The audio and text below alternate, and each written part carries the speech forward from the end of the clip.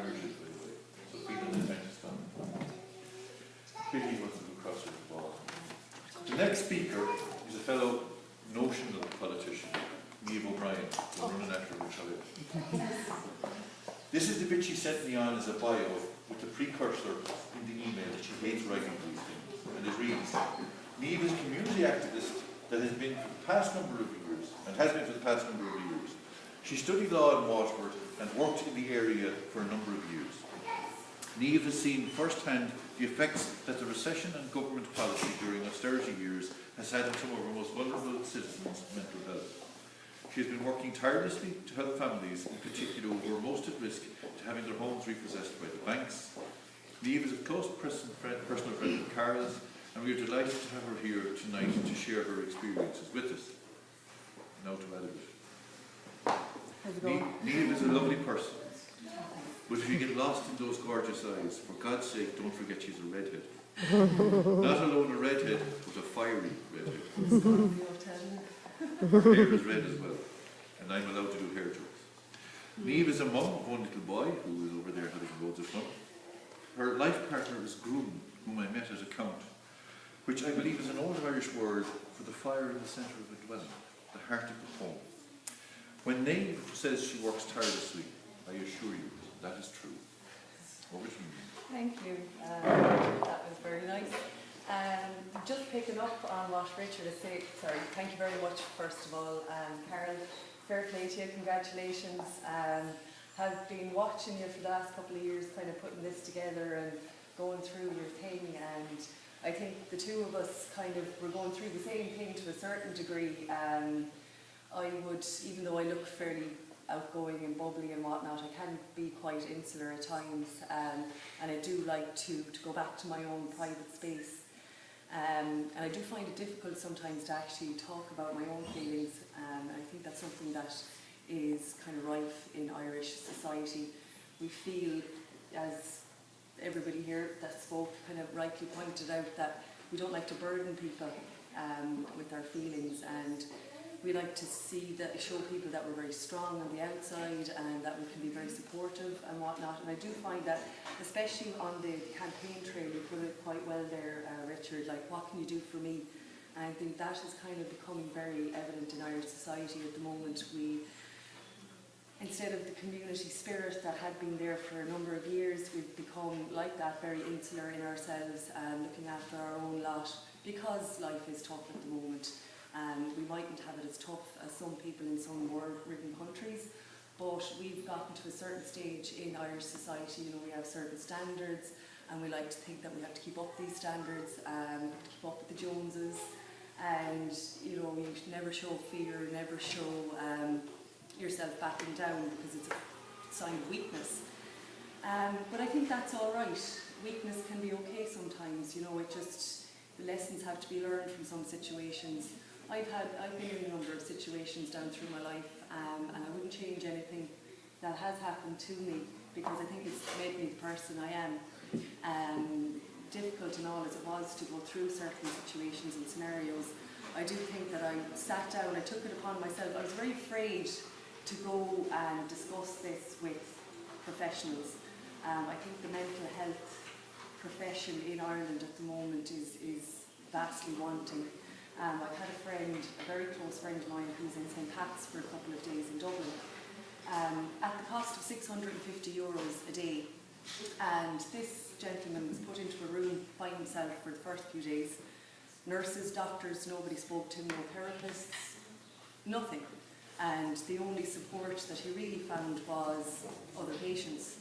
And several other patients had come to him and said, you know, they began talking and chatting away, and they said, this is actually the only therapy that I've received since I came here.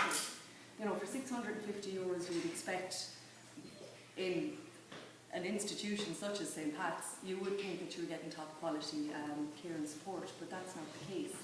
And the way that we deal with mental health in this country, you know, I think people don't like to be pigeonholed and labelled, and that's what happens.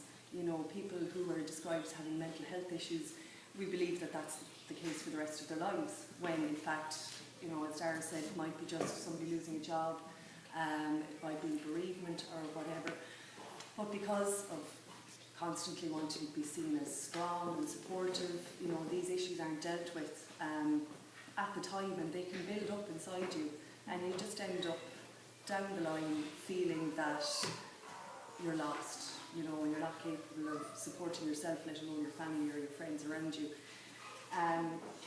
And that's, you know, mental health, it's become kind of a fashionable buzzword now at the moment, especially over with the elections. You know, it is an issue that is really, it has to be dealt with, but politicians are starting just now maybe to pick up on it, and it is a soundbite at the moment, mental health, but that soundbite doesn't seem to be doing very well because we've had 12 million taken from our mental health funding.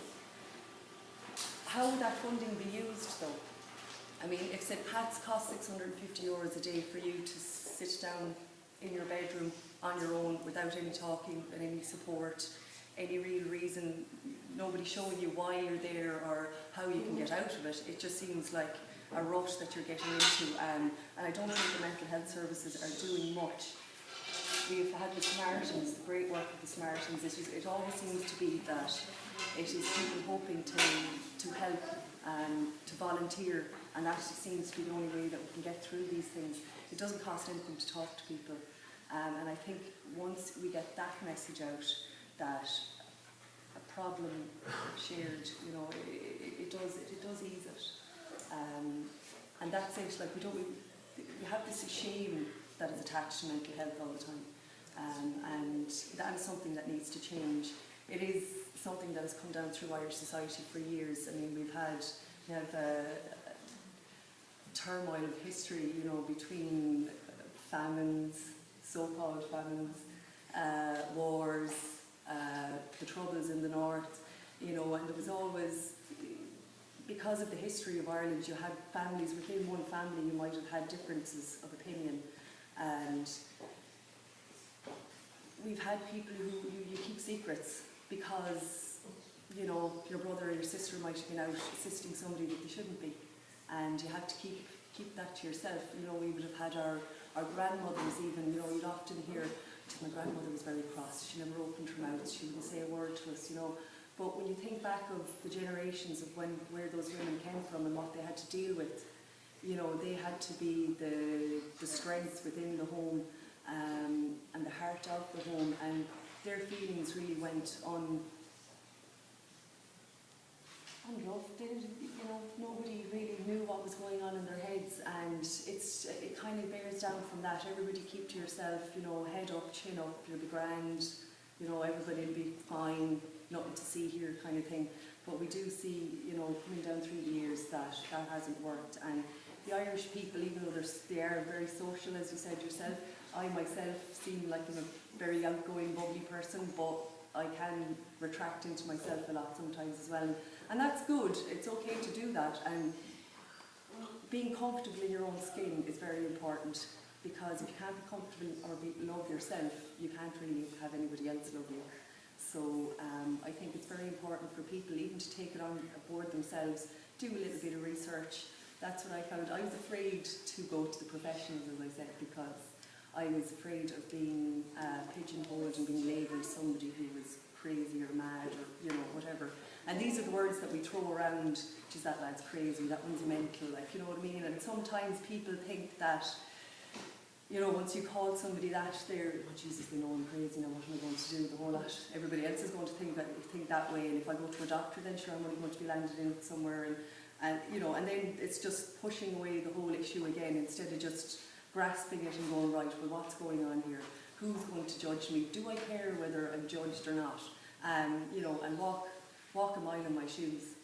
And I think the one thing that I did learn down through the years is that everybody has their own stories. We all have our own little insecurities, no matter how silly we might think that person thinks that insecurity is. But, you know, a lot of people will say, oh, I've no money or whatever. But somebody with money, some people are so poor that all they have is money. I thought that was a great analogy. Yeah, very good. It's a very good quote. And I don't find, I wouldn't have much value in money anymore. I never had much to start with.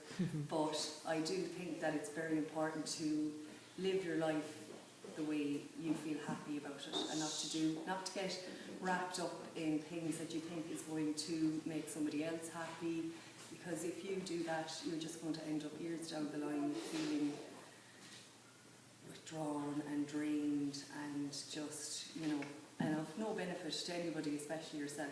So I'm kind of rambled on and on enough now. I kind of half wing it sometimes, and then, because I don't like statistics or anything like that, because statistics really don't show the true hurt or the true joy that some people feel. And I think it's just speaking from the heart. And once people get a little bit more confident in themselves and a little bit more brave and courageous and just start talking about things, you're not the craziest person in the room. Well, definitely when I'm in it anyway. But I just want to take this opportunity to say, Carol, I'm very, very proud of you, and I'm delighted that you finally got this together, and congratulations, and fair play to your beautiful wife and your lovely children, fair play. All right, and wish you the best of luck. Thanks very much. All right. Thanks, Louise. Thanks.